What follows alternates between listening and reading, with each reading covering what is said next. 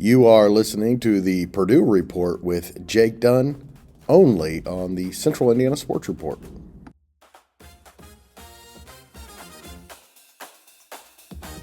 Boilermaker fans, welcome back to the Central Indiana Sports Report for a special Purdue report as the top-ranked Purdue Boilermakers enter the 2025-26 season.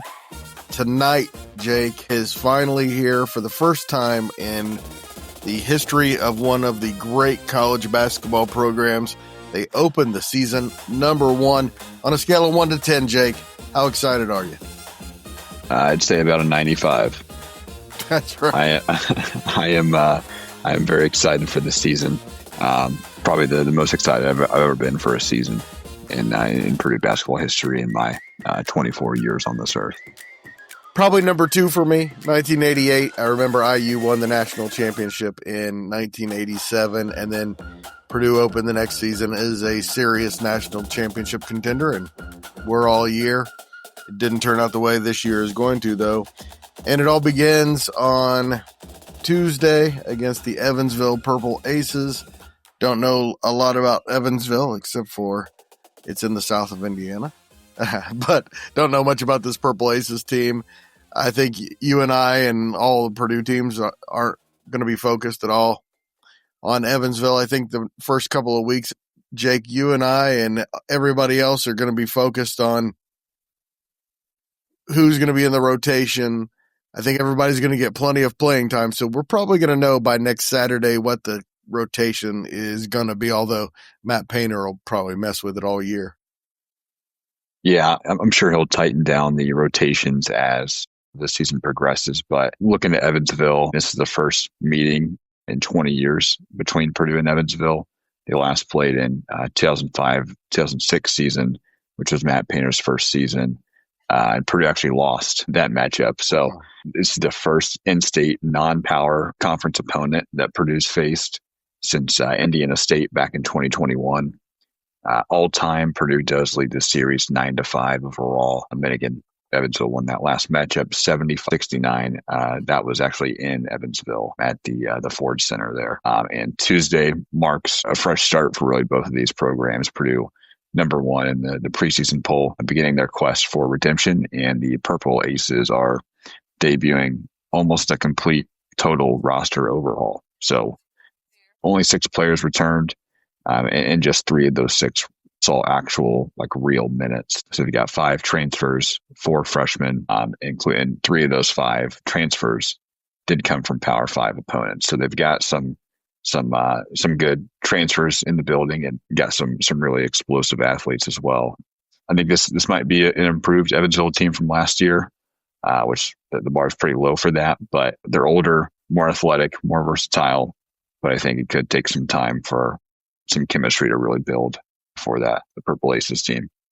So we saw a starting lineup in the exhibition against UND of the 3 that we know for a fact are going to be starters all year. Of course, Braden Smith, Trey Kaufman-Wren, and Fletcher Lawyer. Also, CJ Cox and Oscar Clough were in the starting lineup. Do you think that's set, or do you think that's probably going to be played with a little bit?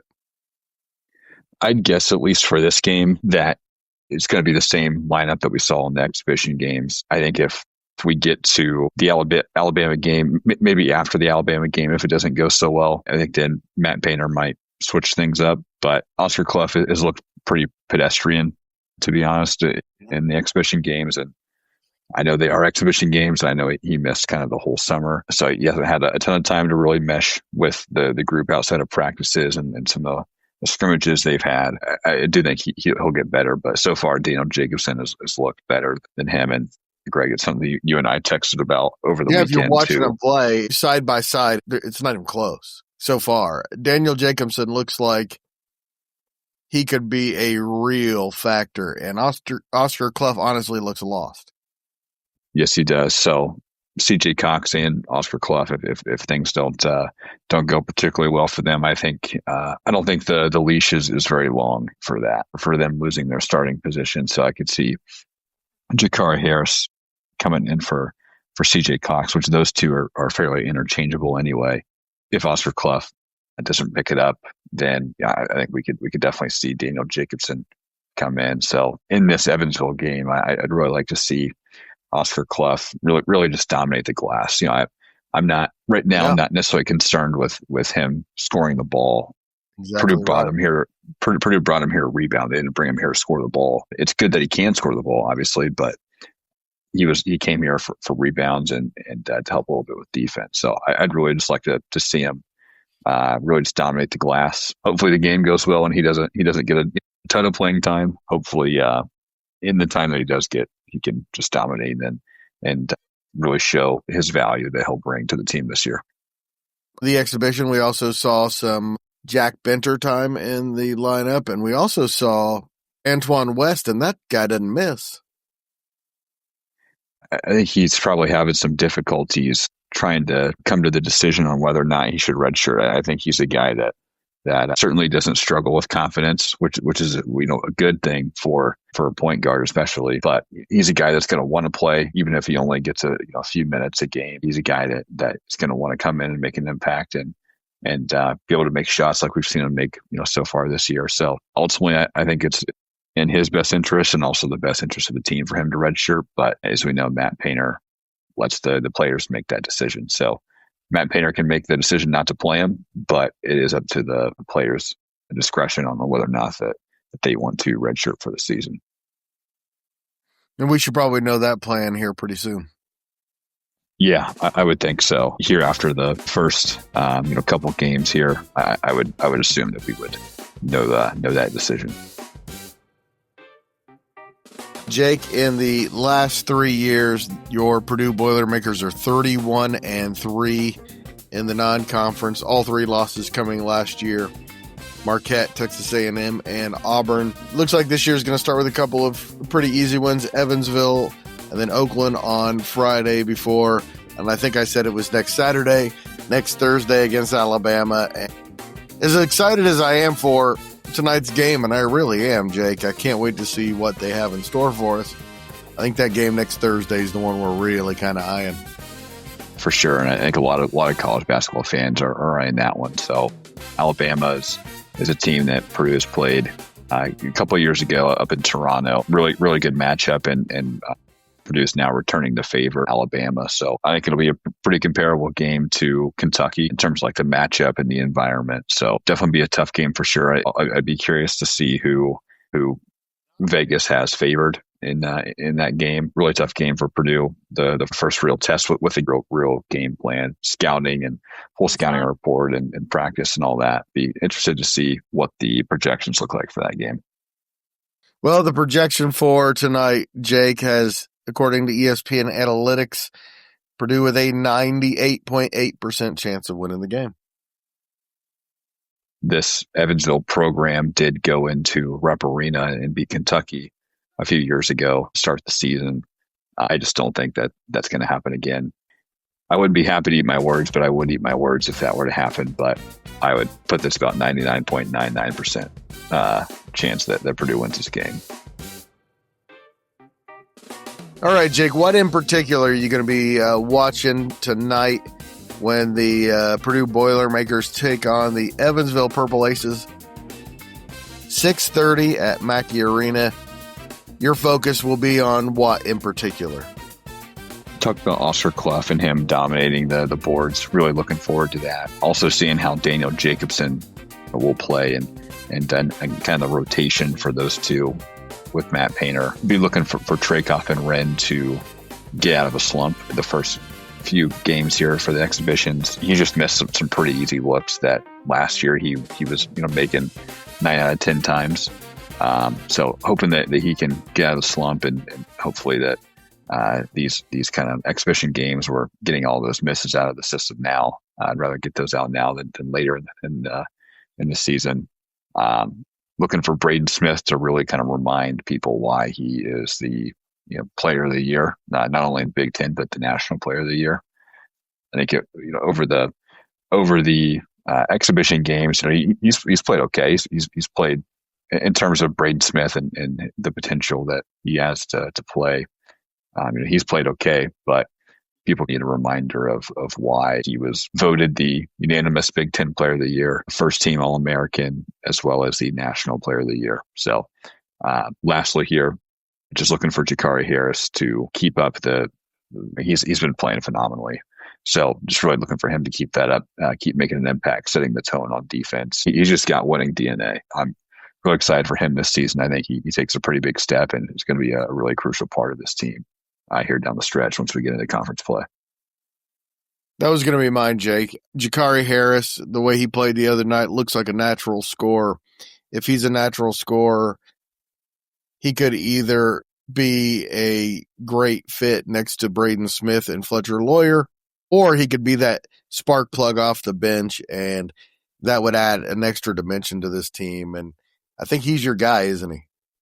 Yeah, absolutely. And I think either way, he's going to come in and make an impact, whether he starts or comes off the bench. He's a tone setter on defense. I think he's improved quite a bit offensively too over this offseason. He's going to be a better shooter, going to be able to create his own shot a lot better now, and going to have a little more quickness. And he looks like he put on some good muscle over the offseason as well. So he'll be able to be physical inside too. So he's driving to the rim. So yeah, really excited for him.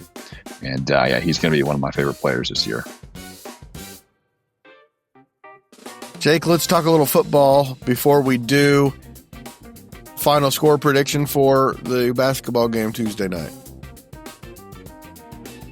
I'm going to go 97 Purdue,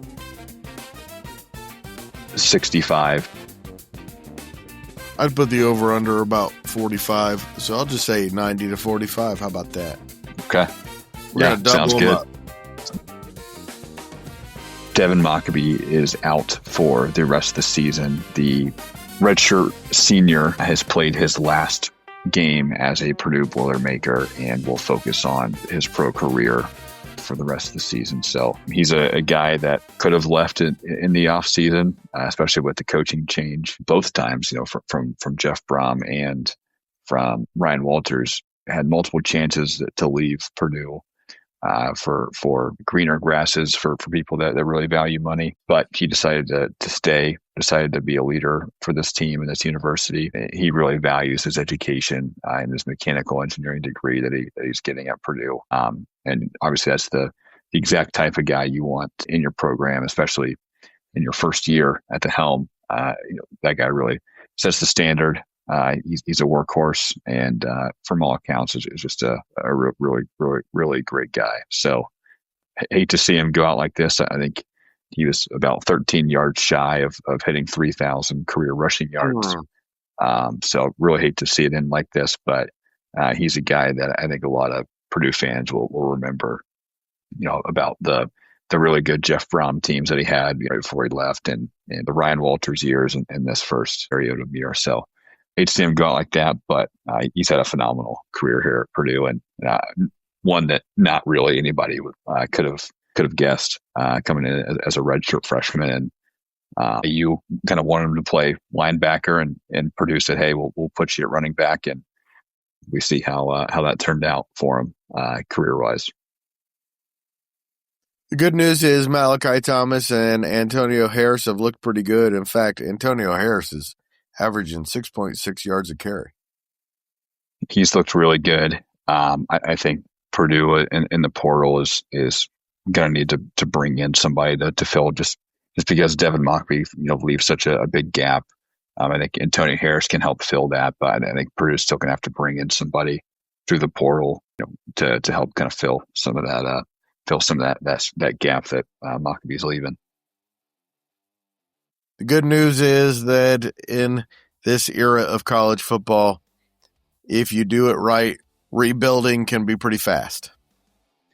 We've seen it at IU and some other places as well, where it's 1 or 2 year turnarounds. And obviously the year one of the Barry Odom era didn't go as planned. I think everybody kind of anticipated them winning a little more than 2 games. I know they still have some games to play, but be very surprised if they won any of those. But I think that he's a good coach. He's a good coach for Purdue. He wants to be at Purdue. And I think here over the next year or two, I think we're really going to see the value that he brings as a football coach. And we're going to see this program start to turn around.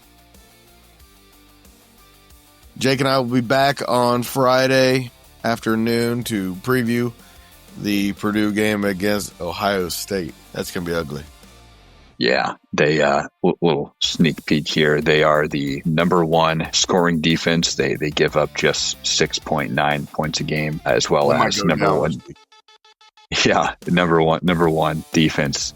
Just in total defense, they only give up 214.8 yards per game. So really strong defense. They got a really strong offense as well, with Julian Sain and Jeremiah Smith at the quarterback and wide receiver positions.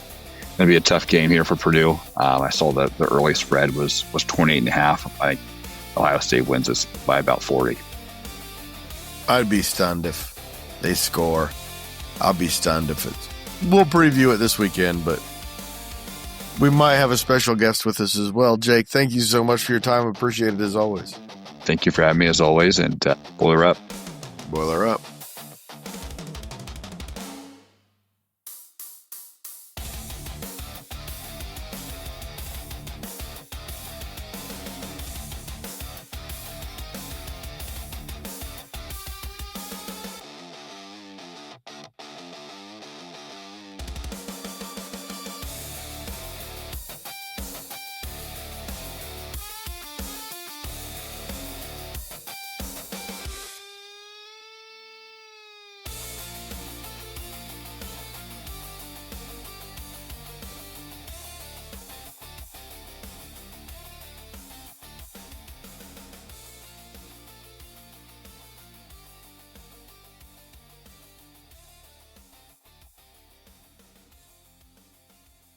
The Central Indiana Sports Report is a product of ITG Media, and I love Susan.